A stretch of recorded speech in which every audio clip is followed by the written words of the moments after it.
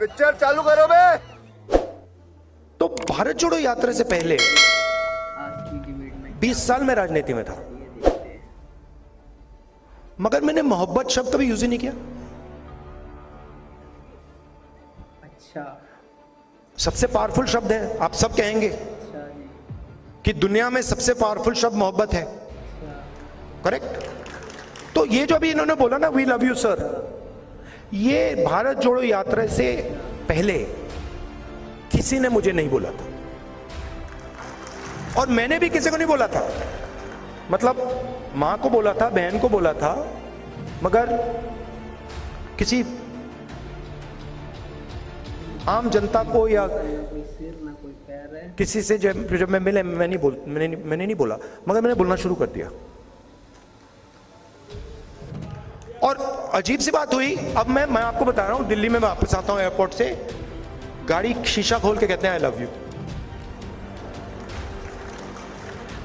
तो ये मैं आपको क्यों कह रहा हूं, क्योंकि हिंदुस्तान में जो भी सक्सेसफुली सामाजिक न्याय की लड़ाई लड़ा है, मैं तो लाइक वो एंड सब्सक्राइब मोहब्बत से लड़ा है। जो जो जो सुपरस्टार हुए हैं वो मोहब्बत से लड़े हैं, वो नफरत से नहीं लड़े हैं। बिल्कुल लेटेस्ट न्यूज़। तो ये दो चीजें जरूरी हैं कि सच्चाई होनी चाहिए, सच्चाई से पीछे नहीं टिकना चाहिए, हिलना नहीं चाहिए, लेटेस्ट न्यूज़। कोई भी कॉस्ट दे दो, मगर ये सच्चाई है। और आप बोलो तो रिस्पेक्ट से, प्यार से, मैया जी, स्ट्रेंथ से। और मैं आपको एक बात की गारंटी दे देता हूं, एक बात तो मैं आपको बता देता हूं कि अब चुनाव हो रहा है, नरेंद्र मोदी जी प्रधानमंत्री नहीं बन रहे हैं। ये 100% मैं आपको, आप चाहते हो तो मैं यहां पे लिख के आपको सबको दे दूंगा, साइन करके दे दूंगा। क्योंकि देखिए हुआ क्या है, देखिए मैं पॉलिटिक्स को ना, हुआ क्या है, बड़ी इंटरेस्टिंग चीज हुई है, बड़ी इंटरेस्टिंग चीज हुई है कि नरेंद्र मोदी जी की पूरी स्ट्रेटेजी भाई को भाई से लड़ाने की है, और इस चुनाव में वो काम ही नहीं कर रहा है। वो मतलब आ रहे हैं, वो कह रहे हैं, लोग देख रहे हैं, कह रहे हैं भैया ये बोल क्या रहा है। तो वो चेंज आ गया है, और आप लिख लीजिए वो। अच्छा, एक बात हो सकती है, अगर पूरी चीटिंग कर दी, अगर ईवीएम लपेट लिया, वैसे हो सकता है, मगर उसके अलावा ये 200 180 से आगे नहीं जा रहे। अब आपके सवाल हो, नहीं देखिए, मगर इसमें देखिए, इसमें एक बात मैं आपको बताना चाहता हूं कि हमारा जो मैनिफेस्टो है, क्रांतिकारी मैनिफेस्टो है। अगर आपने मैनिफेस्टो को देखा है, वो 90% को सपोर्ट करने वाला मैनिफेस्टो है, मगर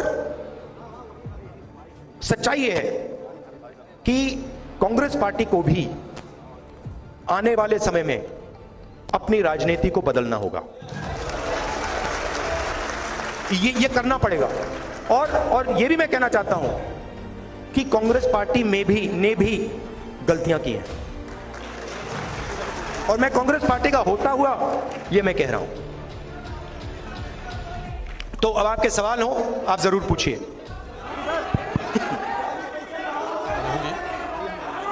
एक दो सवाल एक एक करके ब्रदर।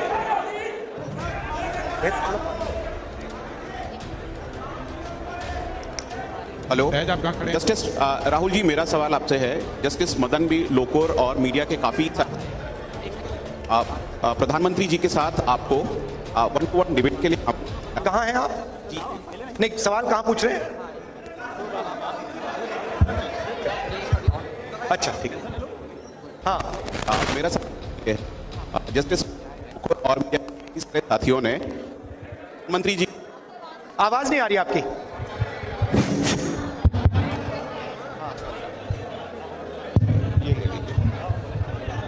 हेलो जी, मेरा सवाल आपसे ये है कि जस्टिस मदन बी लोकुर और मीडिया के काफी सारे साथियों ने आपको प्रधानमंत्री जी के साथ 1-to-1 डिबेट के लिए आमंत्रित किया है, तो ये न्योता स्वीकार करते हैं?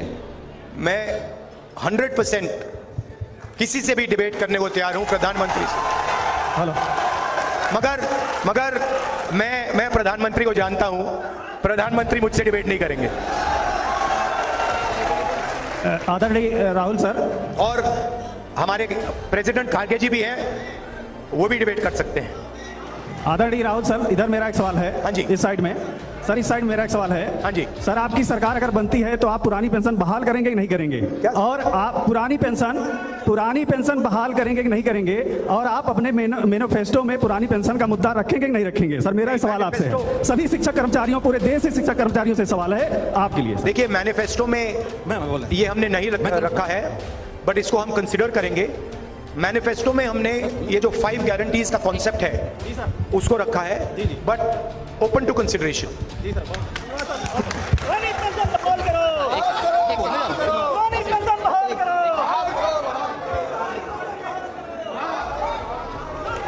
सुनाई नहीं दे रहा। माननीय Rahul Gandhi ji, excuse me.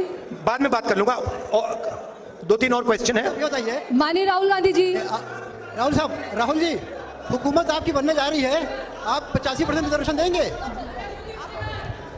Sir मैं वर्तिका सिंह अंतर्राष्ट्रीय निशानेबाज हूं मैं, हाँ। और राष्ट्रपति पदक विजेता हूं मैं।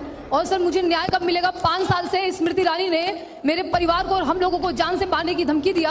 5 साल से एक लड़की जो अंतर्राष्ट्रीय स्तर पे जिसने देश को रिप्रेजेंट किया है, उसके साथ ये अन्याय हो रहा है। मैं अकेली लड़ाई लड़ रही हूँ। आप आके मुझे डिटेल्स देख सर मैं लीजिए, इतनी दे बार दीजिए। लोगों से कितनी बार रिक्वेस्ट किया, सर मुझे प्लीज आप वचन दीजिए कि आप मुझे अपॉइंट आप डिटेल्स हमें दे दीजिए। मैं एग्जैक्टली केस के बारे में जानता नहीं हूँ, आप डिटेल्स मुझे दे दीजिए। राहुल जी, पूरे देश के जितने संस्थाओं का राहुल जी, देश में जितने संस्थाओं का निजीकरण, इधर से लेफ्ट, हेलो, लेफ्ट, हाँ राहुल जी, लेफ्ट, जितनी, राहुल जी, जितनी संस्था, हाँ